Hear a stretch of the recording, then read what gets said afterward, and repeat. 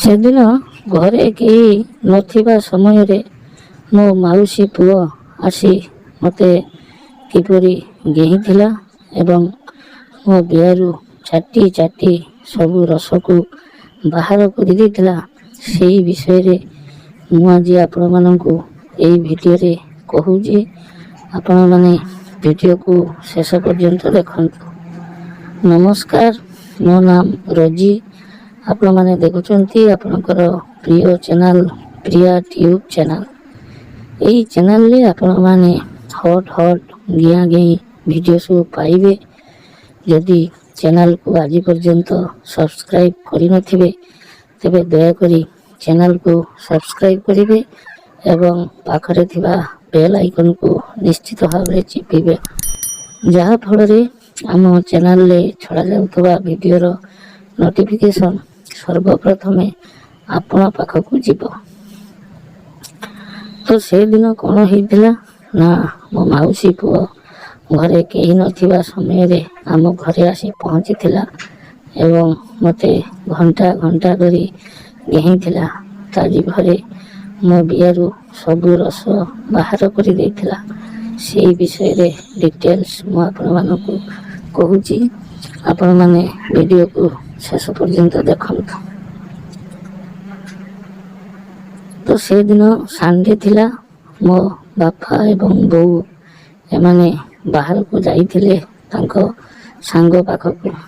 ହଠାତ୍ ଦିନ 10ଟା କି 10:30 ହେବ ଫୋନ୍ କରି ଜଣାଇଲେ ଯେ ସେମାନେ ଆସିପାରିବେ ନାହିଁ, ସନ୍ଧ୍ୟା ବେଳକୁ ଫେରିବେ। ତେଣୁ ମୁଁ କହିଲି କିଛି ଅସୁବିଧା ନାହିଁ, ଆଉ ତୁମେମାନେ କାମ ସାରି ସନ୍ଧ୍ୟା ବେଳକୁ ଆସିବ।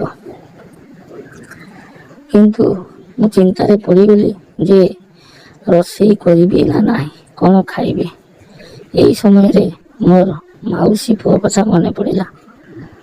ସିଏ ବି ଆମ ସେଇ ଏକା ସହରରେ ରୁହନ୍ତି। ତେଣୁ ମୁଁ ମୋର ମାଉସୀର ପୁଅକୁ ଫୋନ୍ କଲି ଏବଂ ତାକୁ କହିଲି ହୋଟେଲରୁ ମିଲ୍ ନେଇ ଆସିବା ପାଇଁ।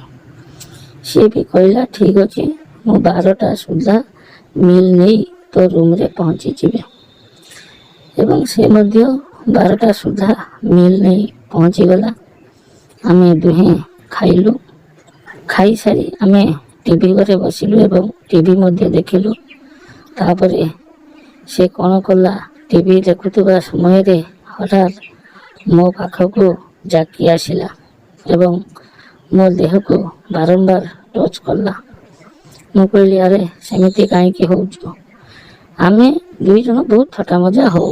ତେଣୁ ମୁଁ ପ୍ରଥମେ ଭାବିଲି ସେ ବୋଧେ ଥଟ୍ଟା କରୁଛି, କିନ୍ତୁ ସେ ସିରିୟସ୍ ଥିଲା। ସେ ସାଙ୍ଗେ ସାଙ୍ଗେ କ'ଣ କଲା ନା ମୋତେ କୁଣ୍ଢେଇ ଧରିଲା ଏବଂ କହିଲା ରୋଜି, ମୁଁ ତୋତେ ଆଜି ଗେହିବି, ମୋତେ ପ୍ରବଳ ଗେହିବାକୁ ଇଚ୍ଛା ହେଉଛି। ମୁଁ ତାକୁ କହିଲି ଆରେ କ'ଣ ତୁ ପାଗଳା ଭଳିଆ କହୁଛୁ? ମୁଁ ପରା କୁଆଁରୀ ଝିଅ, ମୋତେ ତୁ ଗେହିଲେ ଅସୁବିଧା ହେଇଯିବ।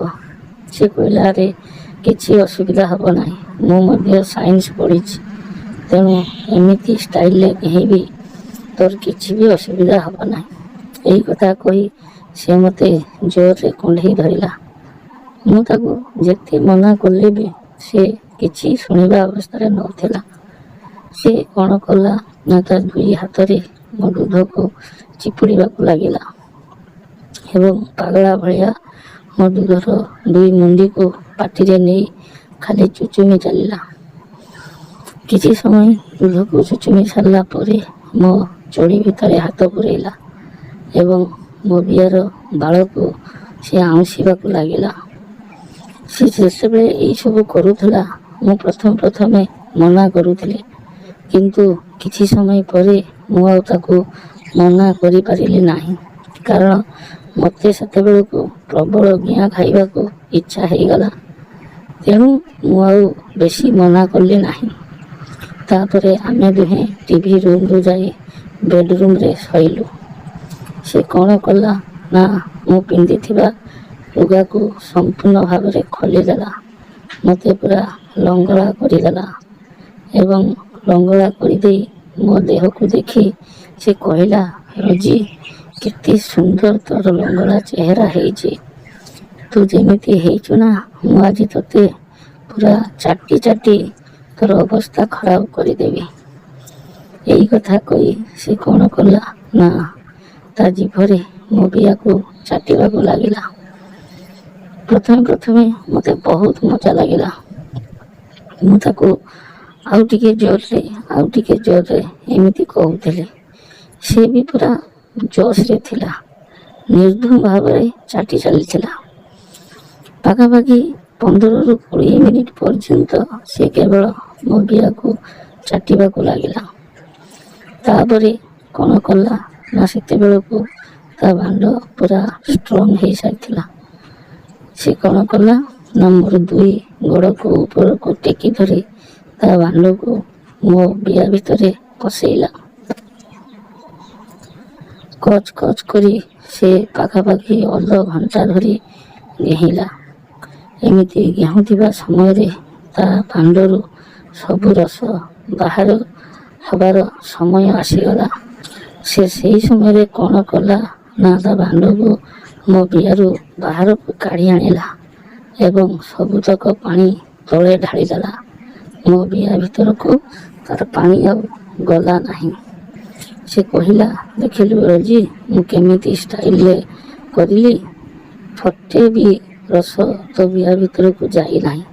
ତୁ ଖାଲି ଅଯଥାରେ ଭୟ କରୁଥିଲୁ। ସେତେବେଳକୁ ମୋର କିନ୍ତୁ ରସ ବାହାରି ନଥିଲା, ତେଣୁ ମୁଁ ତାକୁ କୁଣ୍ଢେଇ ଧରୁଥିଲି। ସେ ବୁଝିପାରିଲା। ସେ କ'ଣ କଲା, ପୁଣି ମୋତେ ତଳେ ଶୁଆଇଦେଲା। ମୋ 2 ଗୋଡ଼କୁ ପୁରା ମେଲି ଧରିଲା ଏବଂ ମୋ ବିୟାରେ ପୁଣି ଜିଭ ଲଗେଇଲା। ପାଖାପାଖି ଅଧଘଣ୍ଟା ପର୍ଯ୍ୟନ୍ତ ସେ ମୋ ବିୟାକୁ ଖାଲି ଚାଟି ଚାଲିଲା। ସେଇ ଚାଟୁଥିବା ସମୟରେ ମୋ ବିୟାରୁ ସବୁ ରସ ବାହାରିଗଲା। ମୁଁ ମଧ୍ୟ ଶାନ୍ତି ପାଇଗଲି। ସେଦିନର ଡିଆଁ କଥା ଆଜି ବି ମୋର ମନେ ଅଛି। ବାପା ବୋଉ ପାଖାପାଖି 5ଟା ବେଳକୁ ଘରକୁ ଫେରିଲେ। ସେତେବେଳକୁ ଆମେ 3 ଥର ଡିଆଁ ହେଇଥିଲୁ। ତେଣୁ ସେ ବିଷୟରେ ମୁଁ ଆପଣମାନଙ୍କୁ ଏହା ପରବର୍ତ୍ତୀ ଭିଡ଼ିଓରେ କହିବି। କିପରି ସେ ମୋତେ କୁକୁର ଭଳିଆ ଏବଂ ଷ୍ଟାଣ୍ଡିଂ ପୋଜିସନରେ କିପରି ସେ ମୋତେ ଘେହିଥିଲା, ମୁଁ ସେସବୁ ବିଷୟରେ ଆପଣମାନଙ୍କୁ ପରବର୍ତ୍ତୀ ଭିଡ଼ିଓରେ କହିବି। ଭିଡ଼ିଓଟି ଲମ୍ବା ହେଇଯାଉଥିବାରୁ ବର୍ତ୍ତମାନ ପାଇଁ ରହୁଛି।